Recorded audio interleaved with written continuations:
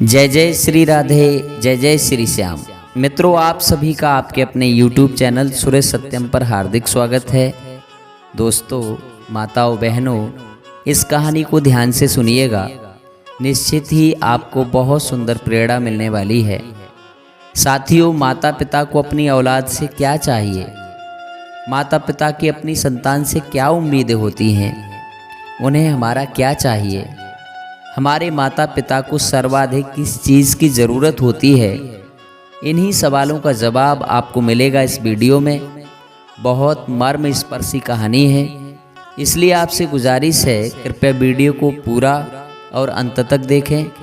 कहानी में एक गहरा असरदार संदेश छिपा हुआ है। दोस्तों, सूरज और उसकी पत्नी शालिनी दीपावली की खरीदारी करने को हड़बड़ी में थे। पति ने पत्नी से कहा, जल्दी करो, मेरे पास टाइम नहीं है, कहकर कमरे से बाहर निकल गया। तभी बाहर लॉन में बैठी माँ पर उसकी नज़र पड़ी। कुछ सोचते हुए वापस कमरे में आया और अपनी पत्नी से बोला, सालू, तुमने माँ से भी पूछा कि उनको दिवाली पर क्या चाहिए? शालिनी बोली, नहीं पूछा। अब उनको इस उम्र में क्या चाहिए होगा यार? 2 वक्त की रोटी और 2 जोड़ी कपड़े, इसमें पूछने वाली क्या बात है?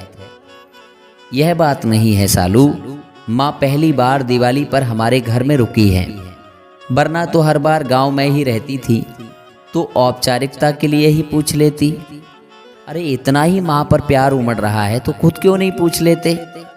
झल्लाकर चीखी थी सालू और कंधे पर हैंड बैग लटकाते हुए तेजी से बाहर निकल गई। सूरज माँ के पास जाकर बोला, माँ, हम लोग दिवाली की खरीदारी के लिए बाजार जा रहे हैं, आपको कुछ चाहिए? तो माँ बीच में ही बोल पड़ी, मुझे कुछ नहीं चाहिए बेटा। सोच लो माँ, अगर कुछ चाहिए तो बता दीजिए। सूरज के बहुत जोर देने पर माँ बोली, ठीक है, तुम रुको, मैं लिख कर देती हूँ।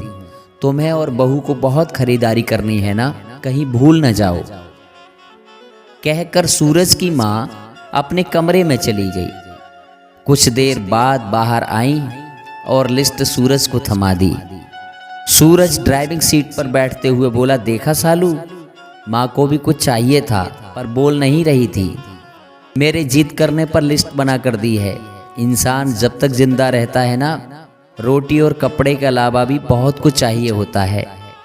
अच्छा बाबा, ठीक है, पर पहले मैं अपनी ज़रूरत का सारा सामान लूँगी, बाद में आप अपनी माँ की लिस्ट देखते रहना। कहकर शालिनी कार से बाहर निकल गई। पूरी खरीदारी करने के बाद शालिनी बोली, अब मैं बहुत थक गई हूँ, मैं कार में एसी चालू करके बैठती हूँ, आप अपनी माँ का सामान देख लो। अरे सालू, तुम भी रुको, फिर साथ चलते हैं, मुझे भी जल्दी है, देखता हूँ माँ ने इस दिवाली पर क्या मंगाया है।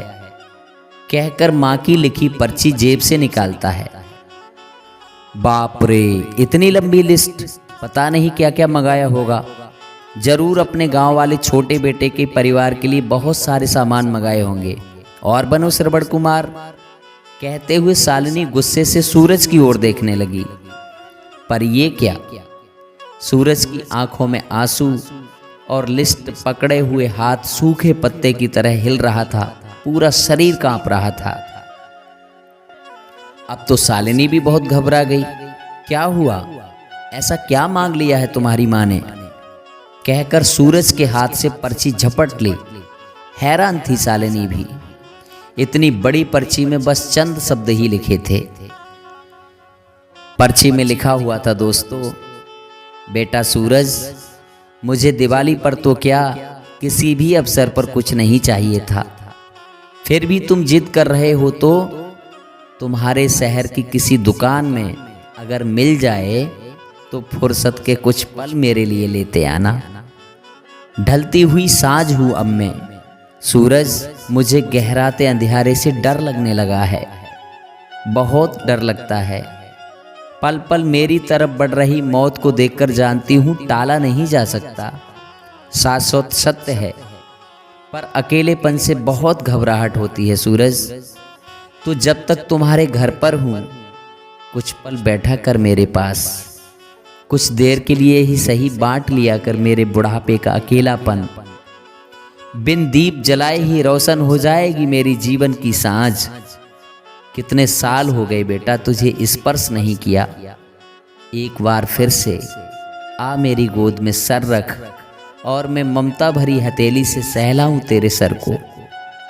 एक बार फिर से इतराए मेरा हृदय मेरे अपनों को करीब, बहुत करीब पाकर और मुस्करा कर मिलूं मौत के गले। क्या पता अगली दिवाली तक रहूं ना रहूं। पर्ची की आखिरी लाइन पढ़ते पढ़ते शालिनी फपक फपक कर रो पड़ी। दोस्तों ऐसी ही होती है माँ। अपने घर के उन विशाल हृदय वाले लोगों जिनको आप बूढ़े और बुढ़िया की श्रेणी में रखते हैं, वे आपके जीवन के कल्पतरु हैं। उनका यथोचित आदर सम्मान, सेवा शुश्रूषा और देखभाल करें। यकीन मानिए आपके भी बूढ़े होने के दिन नज़दीक आ रहे हैं। उसकी तैयारी आज से ही कर लें, इसमें कोई शक नहीं। आपके अच्छे बुरे कृत्य देर सवेर आप ही के पास लौट कर आने हैं। तो दोस्तों ये थी हमारी आज की प्रस्तुति। आपको कैसी लगी कमेंट करके अवश्य बताएं।